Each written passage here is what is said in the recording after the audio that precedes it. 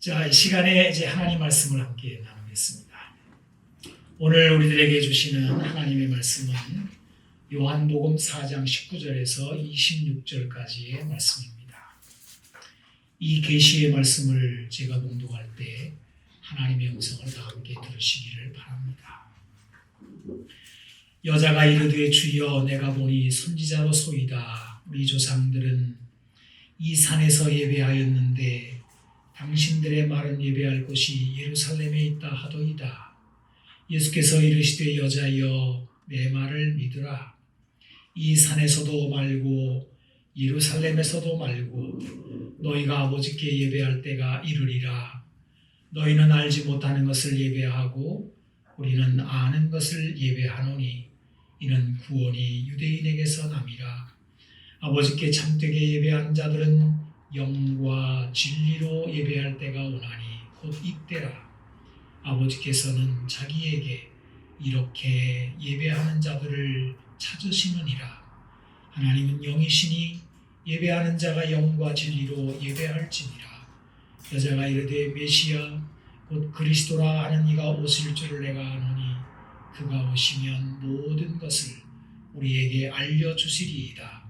예수께서 이르시되 내게 말하는 데가 그라 하시니라. 아멘. 제가 소장하고 있는 이런 책 가운데 오래도록 마음에 남아있는 책이 하나 있습니다. 필립 얀시의 교회 나의 고민 나의 사랑이라는 소책자입니다. 이미 몇 번 읽은 책이지만 또다시 읽어도 와닿는 부분들이 계속 있습니다. 이 필립 얀시라고 하는 분은 미국에서도 이 남부가 굉장히 보수적인 곳이거든요. 이런 지역에서 이렇게 어려서부터 교회를 다녔습니다. 그런데 이제 성장하면서 교회를 떠나게 되죠. 떠났다기보다는 교회에 실망을 했다고 해야 되나요? 교회를 나오게 됩니다. 자신을 돌아보면서 왜 내가 이렇게 되었나라고 할 때 나와 교회를 가로막았던 두 개의 장벽이 있었다라고 이야기를 합니다. 물론 이제 훗날 이분은 이런 장벽들을 다 극복을 하고 다시 신앙생활을 회복합니다. 그래서 지금은 영미권 최고의 기독교 작가로 명성을 또 얻고 있습니다. 자, 이제 그가 말하는 이 두 개의 장벽 가운데 첫 번째는 교회 안의 위선이라고 합니다. 이 교인들이 일요일 아침이면 좋은 옷을 차려 입고 서로 웃지만 그런 겉모습 안에는 비열한 마음을 숨기고 있더라. 이런 겁니다. 그리스도인들이 은혜를 말하면서 율법주의로 살았고 사랑을 말하면서 미움을 흘리더라. 이런 것들을 알게 되면서 드는 마음은 하나님만 만나면 됐지. 굳이 꼴보기 싫은 다른 그리스도인들과 관계를 맺으면서까지 그 교회 모임에 나가야 되나 이런 이제 장벽 때문에 있었던 일이라고 합니다. 그다음에 두 번째 그가 말하는 교회 안의 장벽은 소위 문화적인 것입니다. 예배가 너무 끔찍했다라고 그는 이야기를 합니다. 짜증나는 예배, 판에 박힌 똑같은 절차. 그는 그가 느꼈던 예배의 분위기를 이렇게 전합니다. 음울한 허망함이 안개처럼 사방에 쫙 깔린 가운데 진행되는 공허하고 밍밍한 의식. 이게 지나친 표현이기도 하겠습니다만은 되게 보수적인 교회에서 앉았다 일어났다 뭐 하는지도 그렇게 할 수 있거든요. 그런데 그는 이렇게 말합니다. 그런데 신기하고 놀라운 것은 그럼에도 사람들은 줄기차게 예배당에 나와 매주 그 과정을 되풀이하고 있더라. 이렇게 이야기를 합니다. 나와 교회 간의 가로막힌 위선과 문화적인 이런 장벽들이 그로 하여금 오래도록 교회를 떠나게 만들었지만 이내 그는 이렇게 말을 있습니다. 무엇이 교회에 대한 나의 태도를 바꾸어 놓았을까? 어떻게 나는 교회 회의론자에서 옹호론자로 구경꾼에서 참여자로 바뀌었을까? 나는 왜 교회에 대한 태도를 바꾸었을까? 바로 시간이 가면서 교회에서 무엇을 보아야만 하는지를 배웠기 때문이다 라고 말을 합니다. 이게 시각의 변화라는 거죠. 보는 법을 배웠다라고 얘기를 해요. 자, 어떻게 보는 법을 배웠는지에 대해서 들어봅시다. 나는 교회를 대할 때 위를 올려다보고 주위를 둘러보고 밖을 내다보고 안을 들여다보아야 함을 배웠다. 교회를 겨우 참고 견디던 내가 교회를 사랑할 수 있게 된 것도 바로 이 새로운 시각 덕분이다 라고 말합니다. 자, 여기 위, 아래 다 얘기했는데 이 위라고 하는 것은 하나님을 말하는 것이고요. 주위라고 하는 것은 이제 이 다양한 인종들, 남자, 여자, 흑인, 백인, 동양인, 서양인, 다양한 그런 사람들을 말하는 것이고, 밖은 그 교회가 몸담고 있는 지역사회, 동네죠. 이걸 말하는 것입니다. 그리고 나서 안에, 교회 안의 풍경을 보자. 이런 얘기죠. 자, 그래서 이 순서, 위와 주위와 밖과 안, 이렇게 보는 법을 배우면서 교회관이 달라지더라. 이렇게 이야기를 하고 있습니다. 오늘 저는 이 얘기를 그다음에 주의 밖 다 얘기할 주제가 많으니까 이 중에서 오늘 예배에 관한 주제를 가지고 말씀을 나누는 중이기 때문에 위를 올려다보는 것, 이거를 좀 얘기를 함께 나누려고 합니다. 자, 우리 필리피안시 말을 이 부분에 대해서 조금 더 들어보겠습니다. 제가 한번 읽어볼게요. 전에 나는 비판적인 소비자 정신으로 교회를 대했고 예배를 공연으로 보았다. 내 마음에 드는 걸 내놓아라, 나를 즐겁게 해달라는 시기였다. 키에르 케고르는 나 같은 이들을 두고 말하기를 사람들이 교회를 극장처럼 생각하는 경향이 있다라고 했다.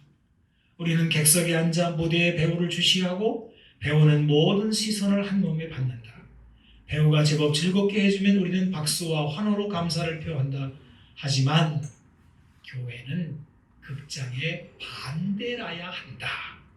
교회에서는 하나님이 예배의 관객이시다. 그리고 우리가 주인공으로 여겨왔던 목사님, 이 사역자들은 사실 무대 뒤에서 대사를 알려주는 보조적 역할을 하는 사람일 뿐이다. 그러므로 예배를 마치고 떠날 때 우리가 해야 할 질문은 내가 무엇을 얻었는가가 아니라 하나님이 기뻐하셨는가 이다. 이제 나는 예배 시간에 위를 올려다보려고 한다. 시선을 넘어 강단 넘어 하나님께로 향하는 것이다.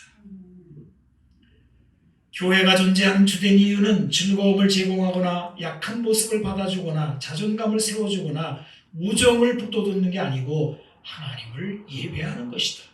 그 일에 실패하면 교회는 실패하는 것이다. 교회 안의 모든 다른 것들은 다 예배자들이 하나님을 만나는 궁극적 목표를 떠받치는 보조장치일 뿐이다. 행여 그 사실에 의구심이 들면 나는 다시 돌아가 구약을 읽는다. 구약 성경에서 성막과 성전의 예배 규정에 할애된 지면은 신약 성경에서 예수님의 생애에 할애된 지면과 거의 맞먹는다. 전체적으로 성경은 하나님을 기쁘시게 하는 삶을 분명히 강조하고 있으며 예배의 핵심도 결국 그것이다. 우리는 교회에서 구경꾼처럼 강단을 쳐다볼 수도 있고 위로 하나님을 올려다볼 수도 있다. 하나님의 관심은 예배의 외양에 있는 것이 아니라 우리의 내면의 태도인 마음의 복종과 감사에 있으시다. 이제 나는 교회에 가면 연극 비평가처럼 앉아 미학적인 평가를 하기보다는 배우의 정신에 집중하려고 노력한다. 조금 길게 좀 제가 인용을 했습니다만은 이분이 아주 포인트를 잘 잡고 있습니다. 이 표현이 너무 기가 막혀요. 극장 예배. 사실 또 극장처럼 생겼어요. 이게 또 참. 제가 배우고요. 여러분들 관객이시고요. 이렇게 소비자 정신, 교회를 쇼핑하는 거죠. 어느 예배당이 훌륭하게 잘 지었나? 어느 교회 예배당의 예배 순서가 훌륭한가? 어느 목사님이 설교를 감동적으로 잘하시나? 쇼핑하는 거죠. 자, 이게 우리도 모르게 예배에 스며들어 다 망쳐놓고 있음을 이 빌립이 안씨는 자기의 삶의 경험으로 지금 쏟아놓고 있는 겁니다. 예배에서 중요한 무대는 이 강대상 쪽이 아니라 여러분이 앉은 자리입니다. 하나님이 우리의 예배를 보시는 중입니다. 이게 진짜 예배 그림이라는 것이죠. 여러분, 정신이 번쩍 들지 않습니까? 아마 여러분 가운데는 목사님, 제가 뭐 순서 같은 것도 없는데요. 여러분, 지금 제가 예배 순서 같은 것을 말하자는 것이 아닙니다. 내가 바로 예배자입니다. 지금 내가 부르는 찬송가가, 드리는 기도가, 눈으로 함께 읽고 있는 성경 구절이, 그리고 내 귀에 들려오는 설교를 하나님이 나에게 하시는 말씀으로 경청하는 그 귀가 바로 예배입니다. 이 모든 것에서 하나님이 나를 바라보시는 것이 바로 우리가 드리는 예배인 것입니다. 그러므로 예배에는 한순간도 틈이 없이 진행됩니다. 그리고 이렇게 드려지는 예배가 내 삶을 어떻게 바꿔놓지 않을 수 있겠습니까? 여러분, 오늘 우리는 요한복음 4장에서 참된 예배를 발견한 한 여인의 삶이 변하는 모습을 보게 됩니다. 바로 사마리아 여인의 이야기입니다.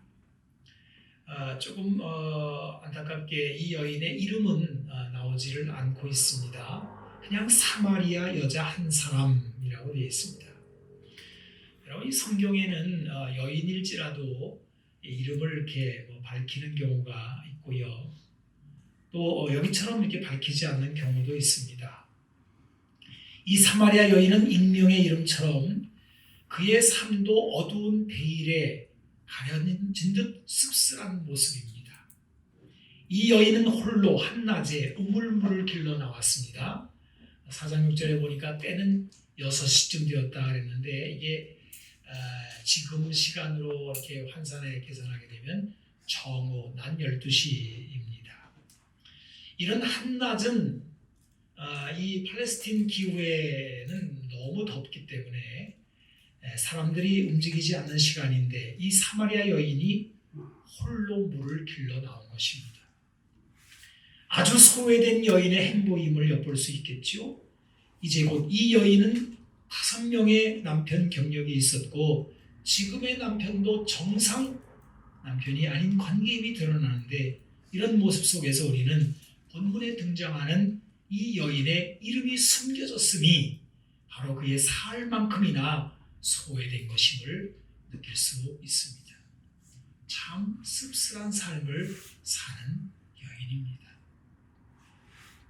그런데 놀라운 것은 이 여인이 지금 예수님을 만나 바로 하나님을 예배하는 것에 대해서 이야기를 나누고 있다는 것입니다.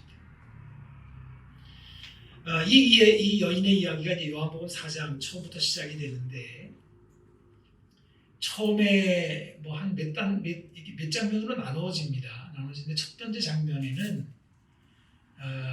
단독으로 예수님과 이 여인이 우물가에 단독으로 만났는데 좀 이렇게 어색해요. 뭐 남자 여자의 문제이기도 하지만 또 유대인과 사마리아 사람 관계가 안 좋거든요. 그러니까 어색하게 말을 이렇게 트는 그런 이제 첫 번째 장면이 나오고요. 그 다음에 두 번째 장면에는 물 이야기가 나옵니다. 야곱의 우물물에서 마르지 않는 인생의 물인 영원한 생수의 이야기로 이제 이야기가 흘러나가죠.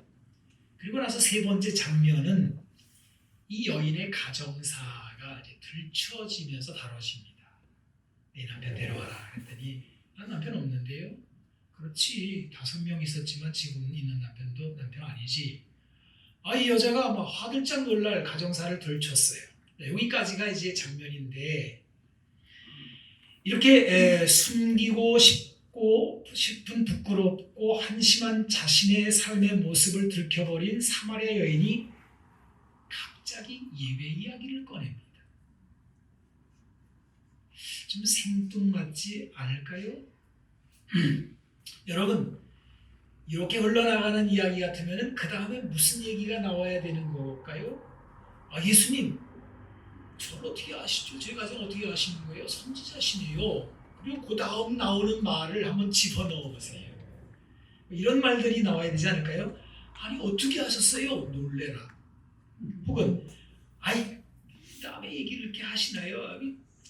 나를 힘들게 한 사람 많았거든요. 당신 분이 훌륭한 사람 같은데 좀 동네 가서 좀 그분들 좀 다 좀 얘기 좀 해주실래요? 이렇게 나올 수 있고요. 아니면은 여기서 그만합시다. 얼굴 보르게 해가지고 싹 닫을 수 대화 단절 이럴 수도 있습니다. 그런데 놀랍게도 이상하게도 이 여인은 이 즈음에서 예배라고 하는 얘기를 꺼내들었어요. 도대체 왜? 그 이유는 단 한 가지일 것입니다. 이 여인은 예배에 심히 목말라 있는 상태입니다. 자, 여러분 이 여인의 말을 한번 20절에서 들어보겠습니다. 20절 말씀입니다. 우리 조상들은 이 산에서 예배하였는데 당신들의 말은 예배할 곳이 예루살렘에 있다 하더이다.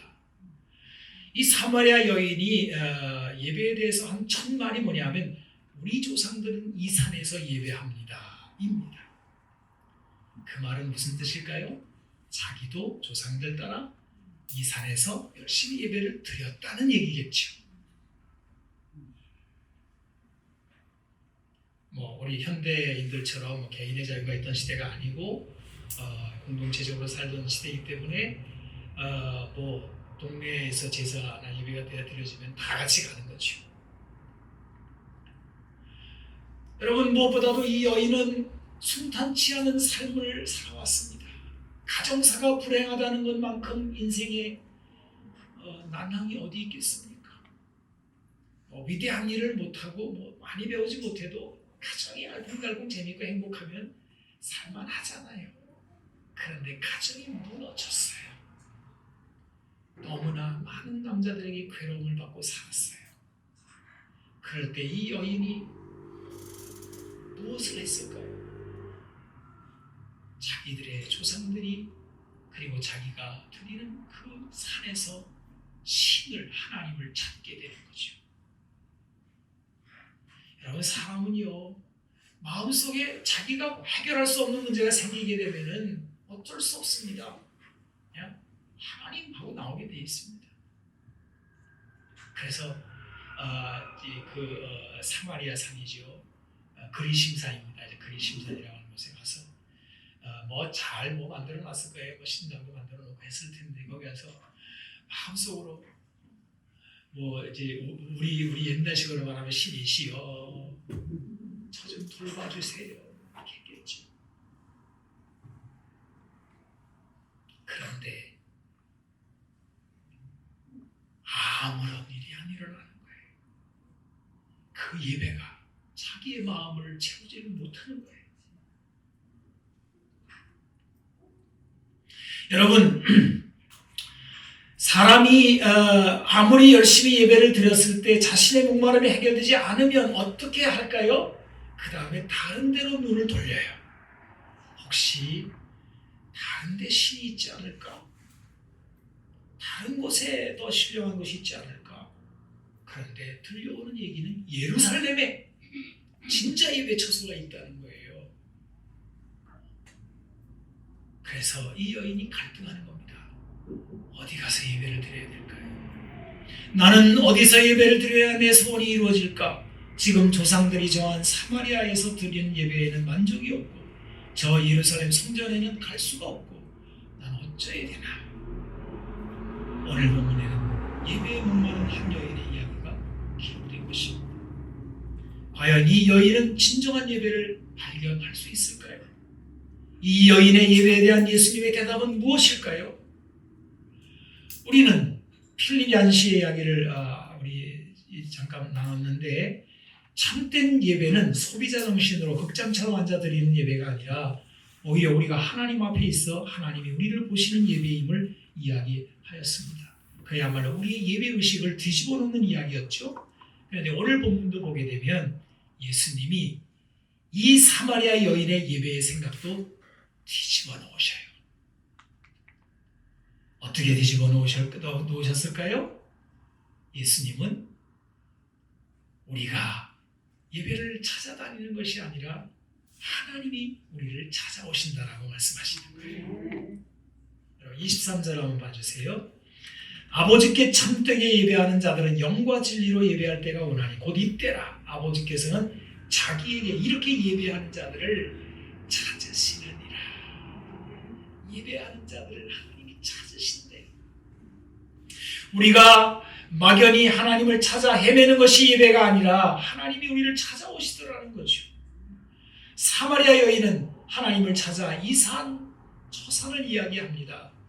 하나님은 사마리아 산에 계실까? 예루살렘에 계실까? 그런데 예수님은 이렇게 말씀하시는 거예요. 하나님께서는 예배하는 자들을 찾으신다. 사람이 영과 진리로 준비된 곳에 하나님은 찾아오신다는 말씀입니다. 하나님의 영과 사람의 영이 만나는 곳에 예배가 있다는 말씀입니다.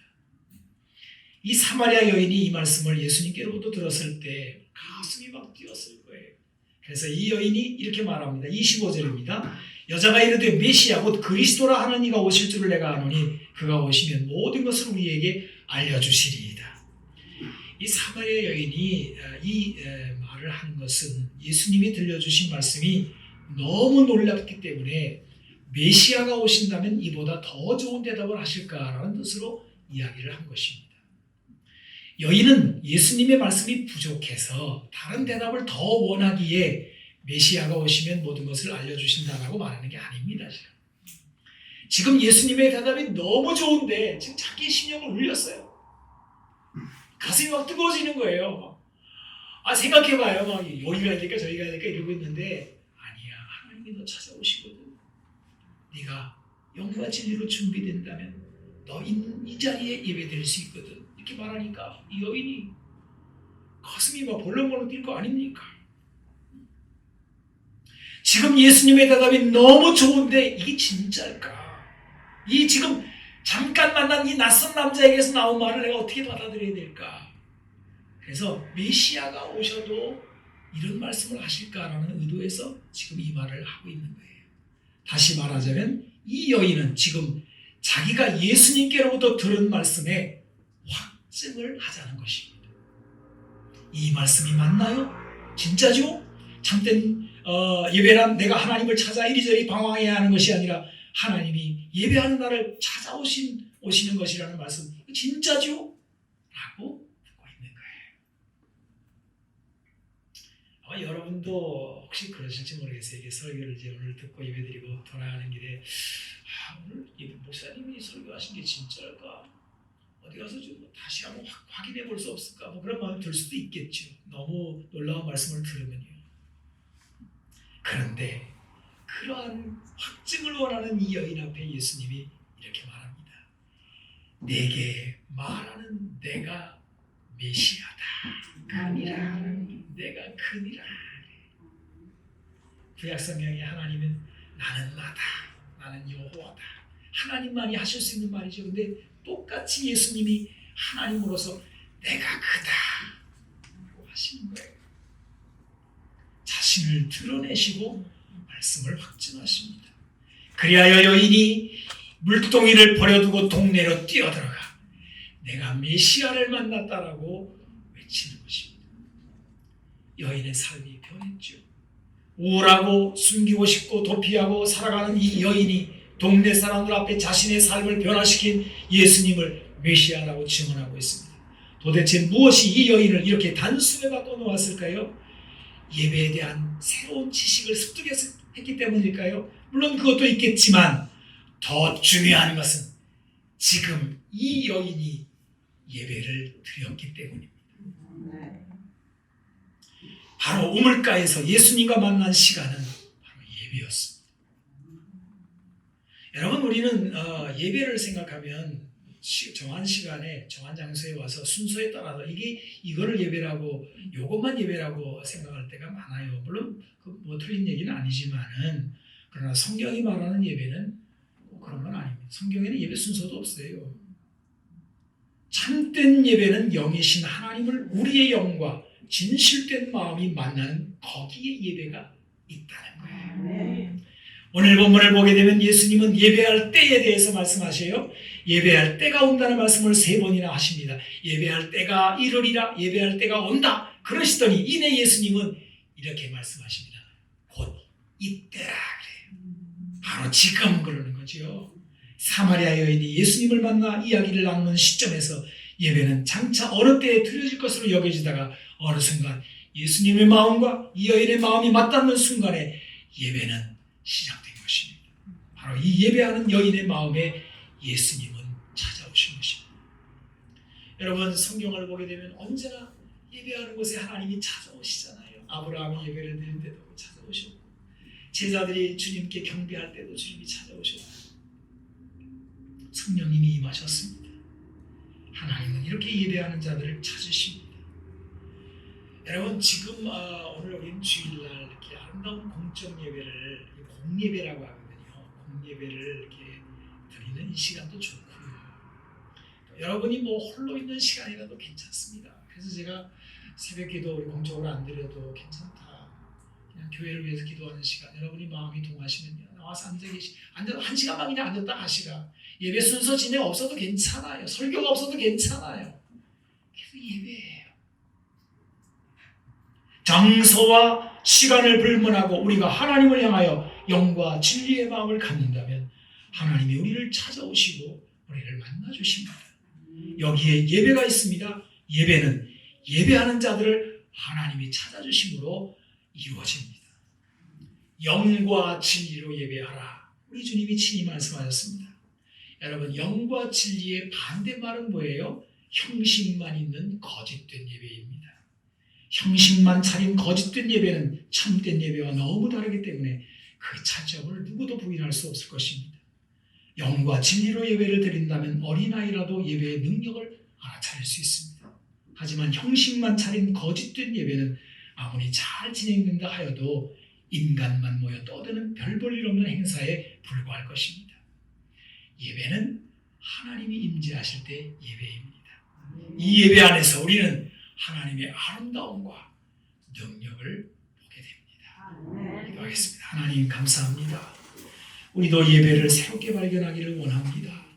주님이 우리를 보십니다. 내 앉은 자리에 내가 부르는 찬송, 드리는 기도, 듣는 말씀, 드리는 헌금, 이 모든 시간들 주님이 찾아오셔서 내 마음의 영과 진실을 알아주시고 찾아오시는 주님, 그 주님의 그 놀라운 섭리 가운데 우리가 예배가 진행되고 있고, 이 시간에 드린 예배를 주님 받으시며 우리를 채워주시는 바 그 하나님의 아름다움과 능력 안에 거하게 하여 주시옵소서. 오 주여, 우리가 주님 앞에 있습니다. 우리를 만져주시옵소서.